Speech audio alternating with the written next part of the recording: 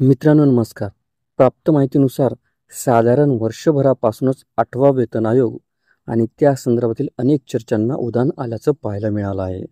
अखेर या चर्चांना एक नवं आणि तितकंच कायमस्वरूपी वळण मिळालं ते म्हणजे केंद्र शासनाच्या एका निर्णयानं.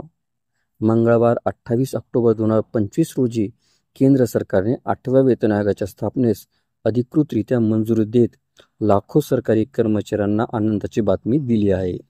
आयोगाच्या टर्म्स ऑफ रेफरन्सला मंजुरी दिल्यानंतर आता शिफारसी सादर करण्यासाठी 18 महिन्यांची मुदतही देण्यात आली, ज्याची अंमलबजावणी सुद्धा साधारण 1 जानेवारी 2026 पासून सुरू होण्याचा अंदाज वर्तवण्यात येत आहे.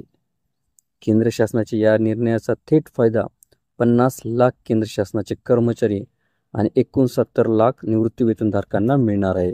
इतकंच नव्हे तर राज्य सरकारी कर्मचाऱ्यांना या वेतन आयोगातील शिफारसींचा फायदा मिळणार आहे. सर्वोच्च न्यायालयाच्या माजी न्यायमूर्ती रंजना प्रकाश देसाई यांची आयोगाच्या अध्यक्षपदी नियुक्ती करण्यात आली आहे. 8व्या वेतन आयोगाच्या स्थापनेस मंजुरी मिळाली आणि तो लागू झाला. तरीही लक्षात घेण्याजोगी बाब म्हणजे 1 जानेवारी 2026 पासून या आयोगाच्या रकमेची थकबाकीही मिळणार आहे. फक्त केंद्र सरकारी कर्मचारी नव्हे तर राज्य सरकारी कर्मचाऱ्यांना वेतन आयोगाचा लाभ हा मिळणार असून त्यांना 2027च्या सुरुवातीपासून या वाढीव रकमेचा लाभ घेता येणार आहे. तत्पूर्वी त्यांना पगारातील थकबाकीसुद्धा दिली जाईल.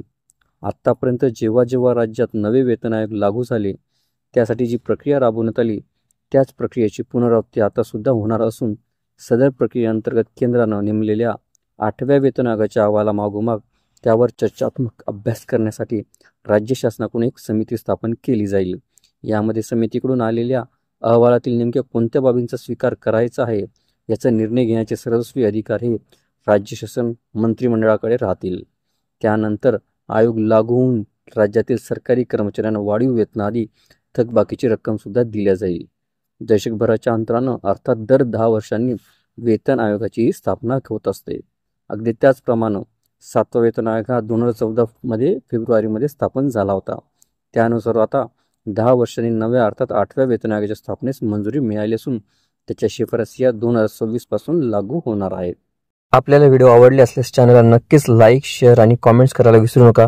तसेच चॅनलला ऑल नोटिफिकेशन्स ऑन करून सबस्क्राईब करा, जेणेकरून व्हिडिओचे सर्व नोटिफिकेशन्स आपल्याला सर्वप्रथम मिळतील. लवकरच आपण पुढच्या व्हिडिओमध्ये भेटूया. तोपर्यंत नमस्कार.